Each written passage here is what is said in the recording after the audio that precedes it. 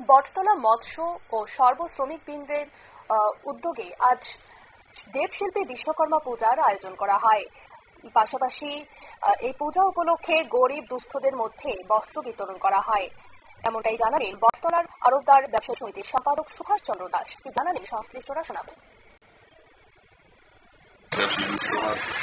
আমাদের বাজারের শ্রমিকদের উদ্যোগে এই বিশ্বকর্মা পূজাকে সামনে রেখে আমাদের শ্রমিক ভাইয়েরা আমাদের বৃদ্ধাশ্রম মায়েদের জন্য একটি ক্ষুদ্র অনুষ্ঠানের আয়োজন করা হয়েছে। আমরা এখানে সবাই মিলে আমরা এই বৃদ্ধ মায়েদের হাতে কিছু মিষ্টি এবং ওনাদেরকে দুপুরের খাওয়ার ব্যবস্থা আমরা রেখেছি এবং ওদেরকে কিছু শাড়ি আমরা উপহার দেব।